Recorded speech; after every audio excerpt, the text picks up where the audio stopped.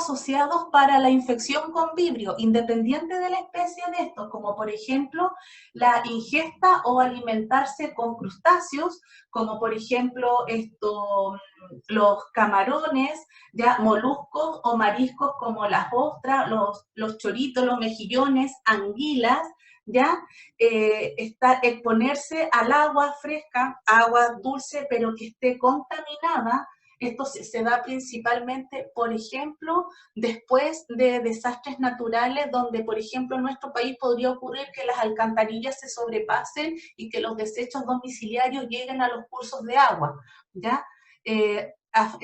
Ocupaciones recreacionales como la pesca o mariscar, ya también deportes acuáticos, traumas producidas por laceraciones en la zona donde nosotros hemos tenido heridas o laceraciones producidas por artículos que se utilizan en la pesca como los arpones, por ejemplo, desastres naturales, ya lo había dicho, diarrea del viajero, cada vez que viajamos a zonas donde el cólera es endémico, nosotros deberíamos preocuparnos de tratar de evitar consumir alimentos en la calle o de alimentos que no sean bien cocido. ¿Cómo vamos?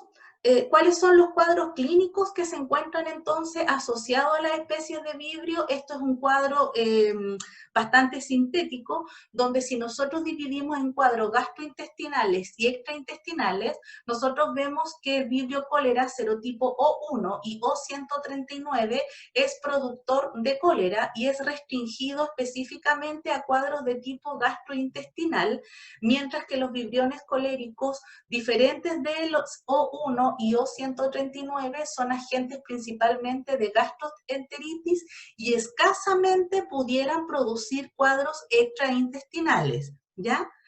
La especie Vibrio parahemolíticus asociado principalmente a gastroenteritis, su espectro es muy parecido a los de los vibriones coléricos no O1 y no 139, mientras que Vibrio vulnificus se encuentra específicamente asociado a cuadros extraintestinales como infección de heridas y sepsis. Existe una baja proporción de otros tipos de presentaciones clínicas asociadas a las especies del género Vibrio, como infecciones de oído, de ojo, infecciones de la vesícula biliar o incluso infecciones de orina. ¿Cómo vamos a diferenciar en el laboratorio el género vibrio de aeromonas y plesiomonas? Yo sé que plesiomonas, no sé si ya lo vieron o lo van a ver cuando pasen enterobacterias, pero para dejar claro, ya la diferenciación en el laboratorio a nivel de género es bastante sencillo, ¿ya? Y para eso nosotros podemos hacer la prueba de sensibilidad al factor vibriostático O129, donde es sensible vibrio y plesiomonas, mientras que aeromonas es resistente a este factor, ¿ya? La fermentación del inositol, que solo es positiva para el género plesiomonas, ¿ya? Mientras que el desarrollo en TCBS solo es positivo para las especies pertenecientes al género vibrio. Existen unas pocas cepas de aeromonas que tienen la capacidad de crecer en este medio, pero esto es una peculiaridad, ¿ya?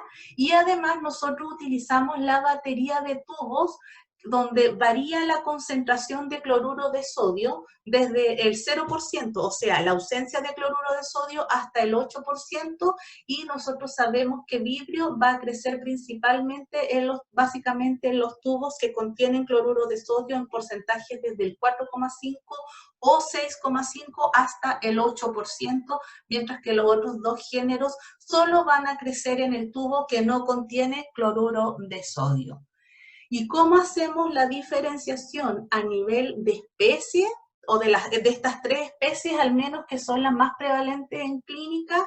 Uno es, bueno, los tres van a crecer en TCBS, pero solo Vibrio cólera tiene la capacidad de fermentar la sacarosa, por lo tanto van a generarse colonias de color amarillo. Ya las otras dos especies son sacarosa negativo. Vibrio cólera, como corresponde a una de las excepciones desde el punto de vista de lo halofítico que tienen estas especies, es la que va a crecer en ausencia de cloruro de sodio, pero su crecimiento puede ser variable a 4,5 o 6,5% y va a ser negativo en 8, mientras que las otras dos especies que son francamente halofíticas, vamos a poder observar crecimiento en concentraciones superiores o iguales al 6,5%, y Vibrio parahemolyticus va a ser positivo para la arabinosa, que es la prueba que nos va a permitir diferenciar esta especie de Vibrio vulnificus. Ahora, chicos, vamos a pasar al género Aeromonas, y Aeromonas pertenece a la familia Aeromonadaceae, ¿ya? Antiguamente este microorganismo estaba incluido dentro del género Vibrio, sin embargo, gracias a análisis filogenéticos, específicamente del gen 16S RNA ribosomal, se pudo determinar que corresponde a una familia diferente. Dentro de la familia Aeromonadaceae encontramos estos tres géneros, sin embargo, Aeromonas es el que se asocia a infecciones en el ser humano, ¿ya? Esta fue descrita inicialmente el año 1943 por Steiner.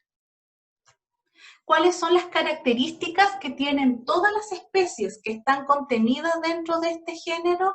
Es que corresponden a bacilos gram negativos rectos.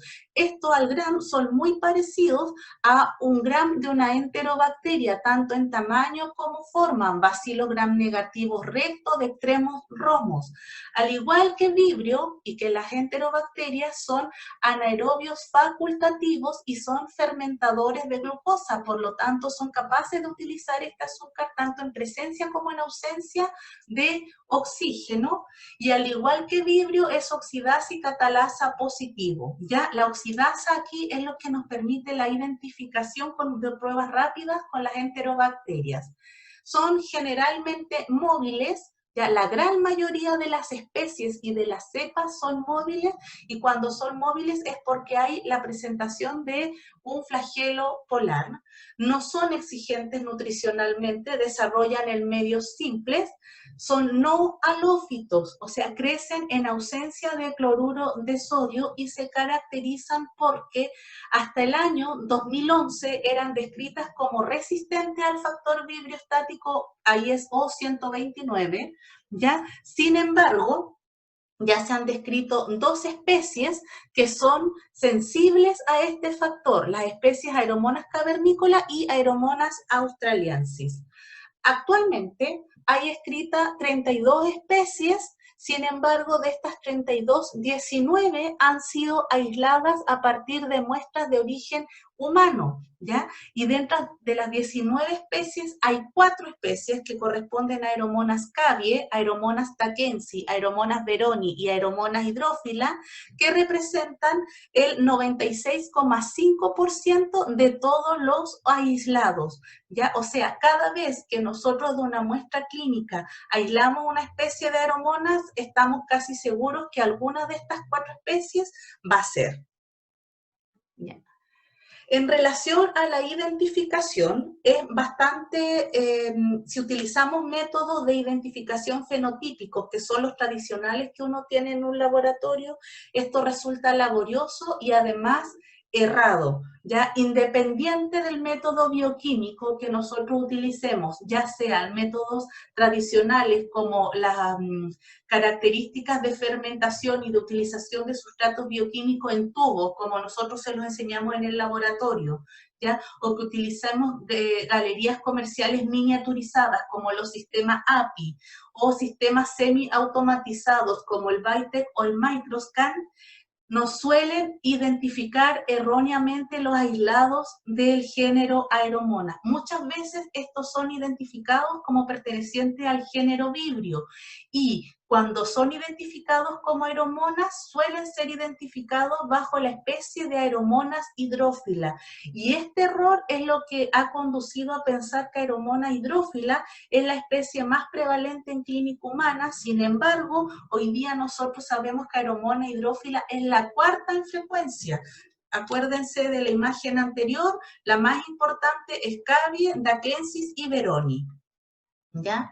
Y además, hasta hace unos pocos años existían muy pocas especies porque todo se hacía con métodos fenotípicos. Sin embargo, con el advenimiento de los métodos moleculares, ya sea hibridación ADN-ADN, secuenciación del gen 16S o de nuevos genes más resolutivos como el housekeeping, hoy en día ya vamos en 32 especies. Esta es una tabla para que ustedes puedan ver la prevalencia, para que me crean, porque estas 4 primeras especies son las más prevalentes. Mire, acá de un total de 824 aislados recuperados de diferentes muestras clínicas en diferentes partes del mundo, pudimos determinar que casi el 30% de todos los aislados corresponden a la especie Cavie, luego un 26% a la especie Drakensis, un 24% a la especie Veroni y solo un 15% de todos estos aislados son representados por la especie hidrófila. ¿Por qué estos datos son correctos? Porque en todos estos estudios se utilizaron métodos moleculares para la identificación de las especies pertenecientes a este género.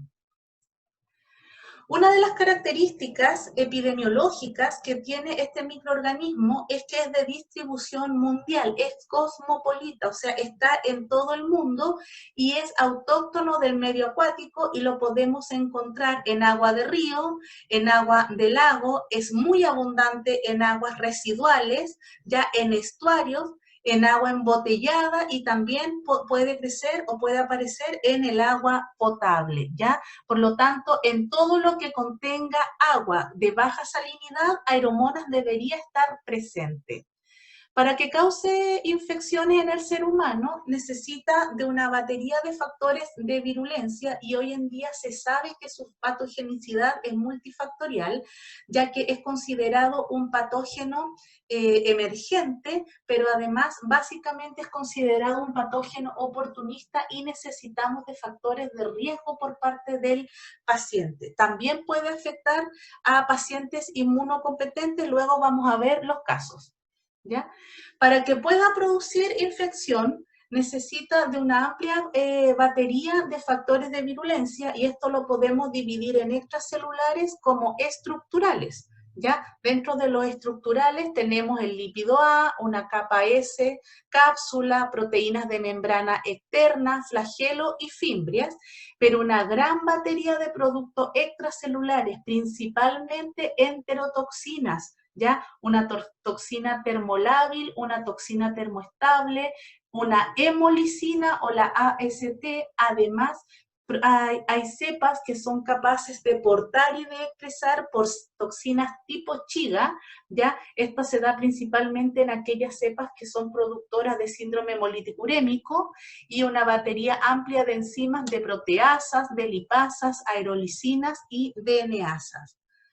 De todos los sistemas de secreción que se han descrito en este momento, hay 6, hay 7 porque hay uno que ya está siendo detectado en gram positivo, pero de los que son descritos en gram negativo hay 6 y Aeromonas es capaz de producir todos, excepto, o no se ha encontrado, el tipo 5. Obviamente el más importante es el sistema de secreción tipo 3 y otra característica que se ha estudiado en esta bacteria es que estas especies o estas cepas son capaces de vivir en comunidades mediadas por un sistema de comunicación por un sensing y también se ha descrito su habilidad para formar biofilms.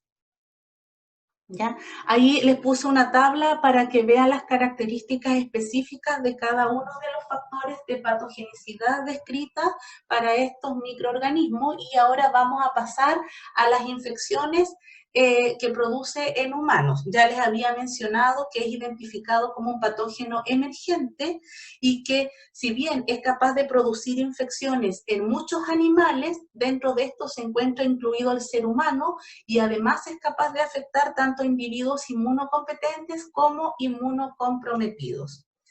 Aeromonas es capaz de producir una amplia gama de diferentes infecciones en el ser humano.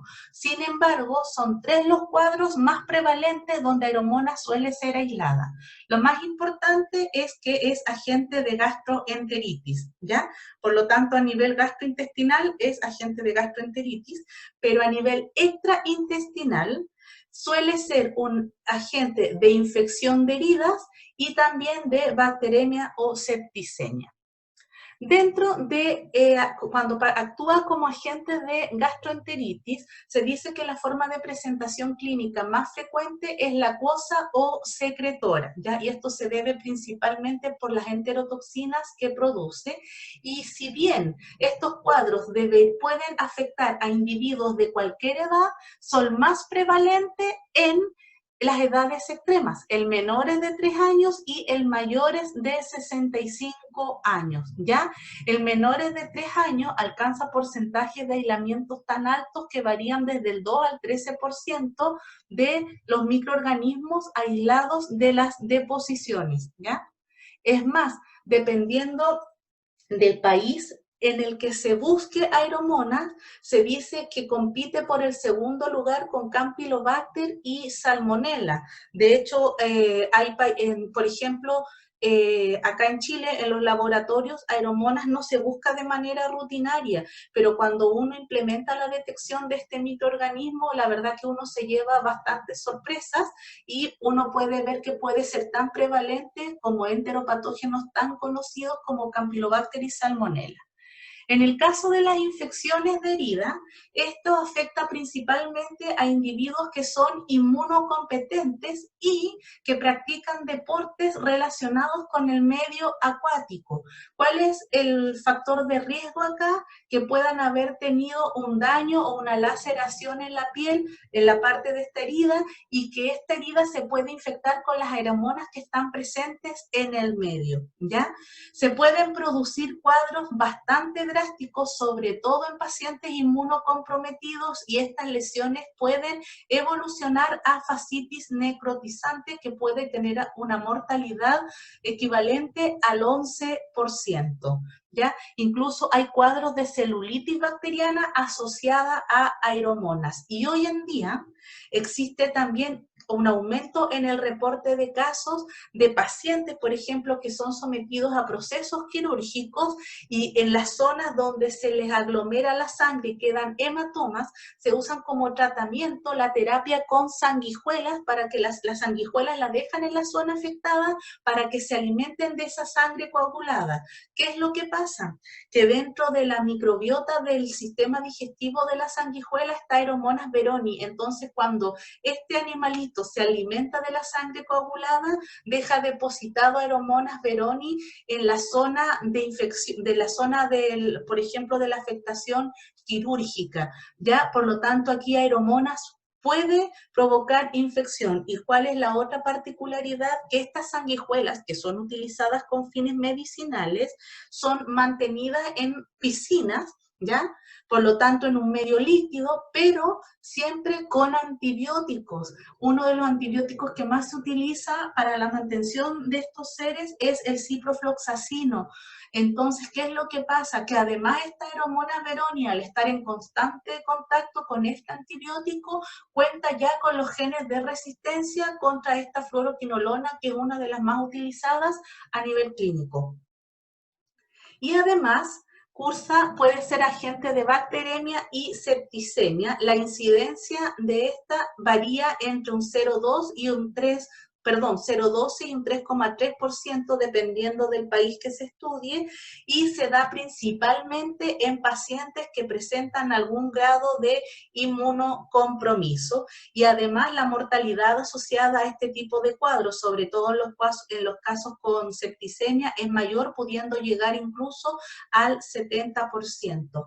Dentro de los factores de riesgo que se identifican para la presentación de estos cuadros más drásticos está que el paciente paciente presente alteraciones o enfermedades hepáticas, principalmente cirrosis, enfermedades hematológicas malignas, ya diabetes mellitus, y bueno, en el caso de las heridas, de infección de heridas, haber presentado alguna lesión previa a la exposición de agua donde ésta está presente.